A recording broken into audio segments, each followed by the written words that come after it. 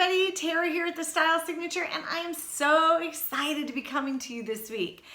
You look to me every week to come with great tips on developing your personal brand, professional development, your image, a little touch of beauty in there so that we can up level and unleash that professional panache. Last week was all about the best self-tanners for women over 40. This week, we're getting a little bit more serious, not boring, just a little bit more serious, and we're diving into your professional development. So in this video, I'm going to be telling you all about 3 core tips to help you as a woman be a better negotiator. And I want you to stay to the end of the video because guess what? Tip number 3 is about what color will make you a better negotiator. So please stay tuned to the end of the video. Also, if you love what I'm bringing to you, please don't forget to subscribe to my YouTube channel. And I'd also love it if you go to my website, www.thestylsignature.com, and opt in. I've got a fun fashion personality quiz. I've also got a building your confidence opt-in. So I would love to have you as part of my family.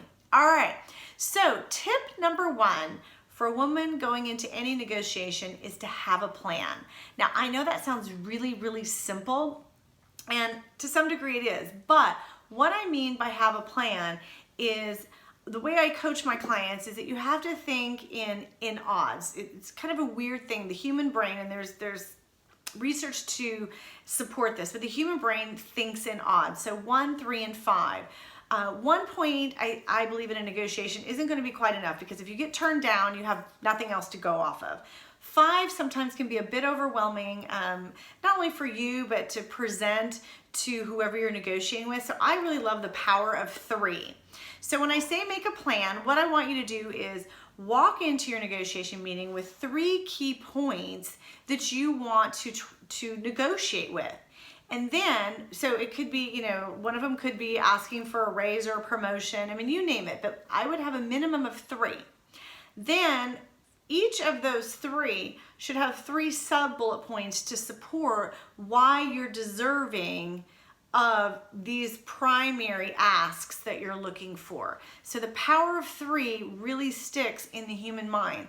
And the reason why I believe that this is so important for women to have a plan is women have a tendency to be a little bit more emotionally driven creatures. Now, I know all you ladies are like, what? I'm not emotional. I don't mean that in a bad way. I actually think women being more in touch with their emotions is a positive thing. That's where our women's intuition comes from. That's where I always call it like my spidey sense is coming alive because I can tap in not only to my emotions, but to other people's emotions. The trouble is when we get into a negotiating situation, we don't want those emotions to overlap our strategy and get us flustered. So that's why making a plan and using the power of 3 asks and then 3 supporting subtopics to support those asks are really, really key to a strong negotiation skill. So I will have my clients map that out. What's your ask in the negotiation? And then give me 3 bullet points to support that. And I do that with each one. Okay, moving on. Point number 3 to make you a strong negotiator and to up those negotiation skills is really you have to remember a couple things. One, you got to aim high. Aim higher than you're expecting to get because you've got to have a place to negotiate down from, or if you start too low, you've got really nowhere to go. Okay? And you want to remember your competence and power within the organization. Okay? So again, we're back to the power of 3. Aim high, remember your competence and your power. And again, what I like to do with each of those 3 is then break down 3 more bullet points that support your competence, your power and value add to the company, and why you're aiming so high for whatever it is your ask is. So always remember the power of 3. People will remember it correctly, and chances are you may not get all 3 your way, but you're going to get a couple of them, okay? Number 3, and as an image consultant and personal brand specialist, this I love. Who would have known? Maybe you guys do, but color has psychology. And there's 2 core colors that will make you a better negotiator, believe it or not. Can any of you guess? I'd love to hear it in the comments, but I'm going to share with you right now what those 2 colors are. First color, and this would probably be my favorite, especially if you need to harness energy, confidence, fill that room with energy, portray that you are an absolute authority in whatever you're walking into.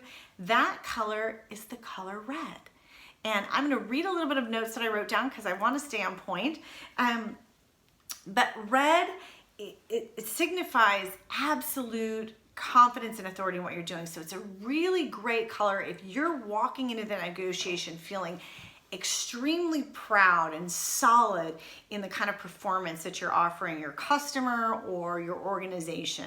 When you exude that kind of confidence with the way you perform and you put on red, you walk in owning the room, holding that authority, and you strike a chord of just up-leveled confidence. And it also brings an energy and a vitality and a stimulation to the room.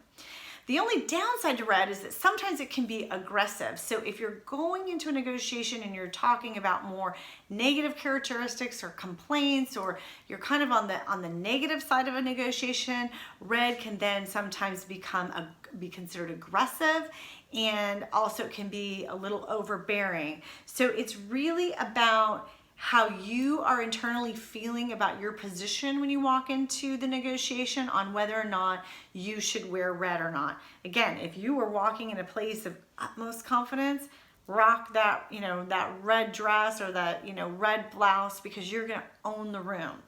If you are falling on complaints or any kind of negativity, then I would stay away from red because then it comes off as too aggressive.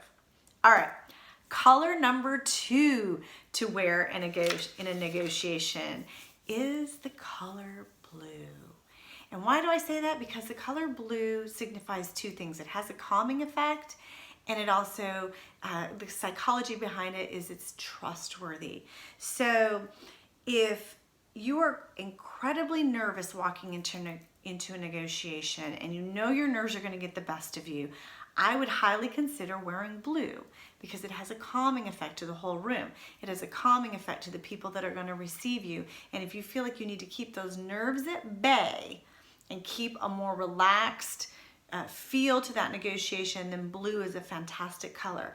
It also, the psychology behind it is that it's signifying trust, it's signifying balance and calm. And there'll be a mental reaction of that, where with red, you've got the stimulation and kind of that upbeat and that energy. So depending on what you need to harness when you're walking into the negotiation is whether or not I would choose, red or I would choose blue, because they have two very, very different effects, but can be very, very effective in a negotiation.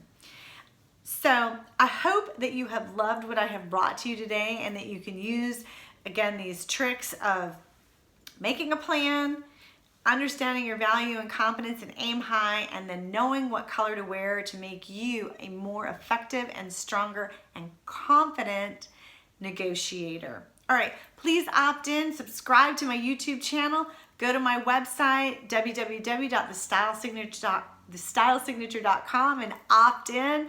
I would love to have you as part of my family. And if you have any comments, I welcome that.